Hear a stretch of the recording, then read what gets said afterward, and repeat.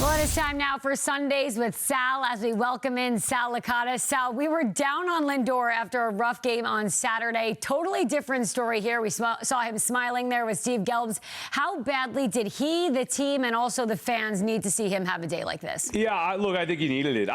We all know Francisco Lindor can do it, so I'm not sure what his issue is. Our issue is that he has stunk and the team has stunk. It's very simple. Like, this is not a hate Francisco Lindor mission here to get him out of town. This is the Mets are broken and we need to figure out a way to fix it. Same thing with the Mets. Not like the Mets are actively looking to trade Francisco Lindor, so this thing is taking on a mind of its own here. But if Francisco Lindor goes out there and performs well and the Mets win, then nobody would ever be talking about the idea of trading him. It hasn't happened 2 straight years. I'm not the one who starts slow. It's him. I'm not the one who's had mental lapses or played or made mistakes in the field. It's been him. I love Francisco Lindor. He was great in 2024. I'd love to see him be great again and get the Mets back to the postseason. He hasn't done it. It's been a lost year. They have 2 months to go. He needs to stay healthy and finish strong, and then they could reassess everything in the offseason. But he needed a big game today, and it was good to see him back to being himself. Maybe this is what he needs to get the ball rolling. But it wasn't just the great offense. The other big story,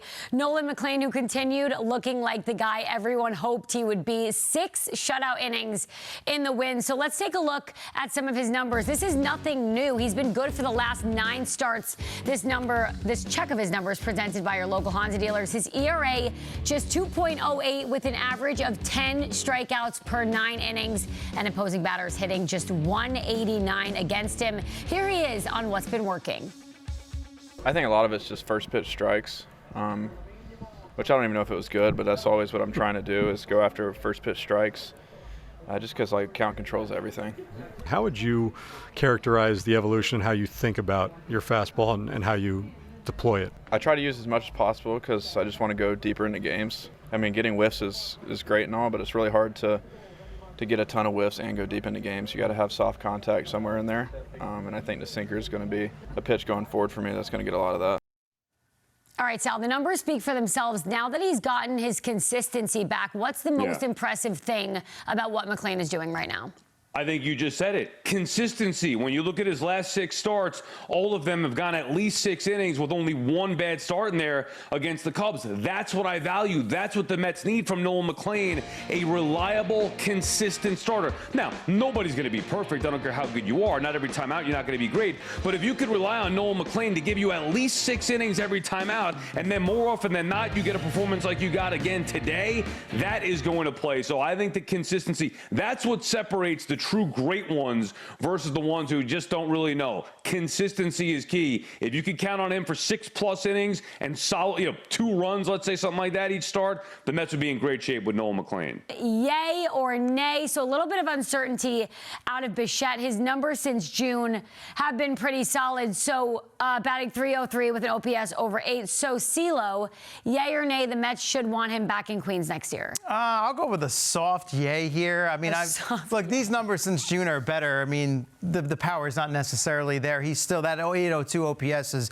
below where he was last year with Toronto. It tells you how bad he was to start this season. He still hasn't even cracked 700 yet. So I don't know if that was a Freudian slip there when he said a team that was trying to win. I don't know. I'm not sure what that was about. I took it straight from the source. But I mean, look, this guy is starting to look more like the version of himself that we expected. So if it's a good finish to the season for him, let him stick around. A soft yay. Soft yay. That's new terminology. So that's not really a yay. It's like a It's a lukewarm endorsement. Yeah, I'm going with a strong yay. Oh, okay. I'm going to go with a strong yay. Why? Because the Mets don't have enough good players on their team. And I do know that Bichette is a really good player when he's right. And I think the player we've seen since June is far closer to the guy that I would expect to see next year as opposed to the imposter that I saw over the first 2 months who maybe was getting, had some trouble getting acclimated to playing in the National League, playing in New York, colder weather, a lot of different variables here. But because it's not my money and it's a weak free agent class,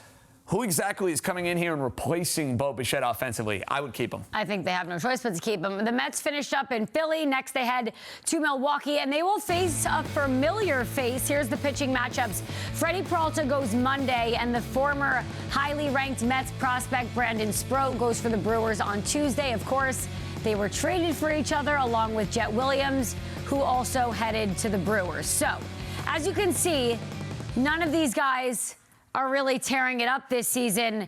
So, CeeLo, yay or nay, if you're the Mets, you would make this trade again? I'm going to double down. It's another soft yay. Both currently, based on these numbers and what we're seeing here. And look, Peralta's been disappointing. There's no doubt about it. But because this is looking like it's going to be a seller's market, I think the Mets could still do well in some sort of return if they're going to move on from him. That's in the current state of things. If I go back to the offseason, it's a yay because even though Peralta hasn't been great, obviously the prospects you gave up haven't performed all that well either. And I think any chance you go into a season thinking you're going to be a contender, which is where the Mets were prior to things really going south, when you can add a guy that looked like he was supposed to be a front line or front of the rotation, top 2 or 3 type guy, you make that move. I think you make that move every day and twice on Sunday. That's why I'm surprised you're going soft. Yeah, this is another resounding yes, yes, yes, yay. Of course it's a yay. I don't know if that makes sense, but we're rolling with it anyway. Here's the bottom line. You didn't give up much to go and get Freddie Peralta. Now looking back on it, Brandon Sproat's pitching to an ERA north of 5. Am I shedding any tears that he's no longer a member of the New York Mets? Not particularly. Okay, Jet Williams, great. He's gone. You took a chance hoping that Freddie Peralta was going to go and be a frontline starter. And to me, I think it wasn't much of a chance. This guy was one of the best pitchers in the National League a season ago. He looked like he was a budding star. It just hasn't worked out. I don't hate the process. I just hate the result. Yeah, the result's not great.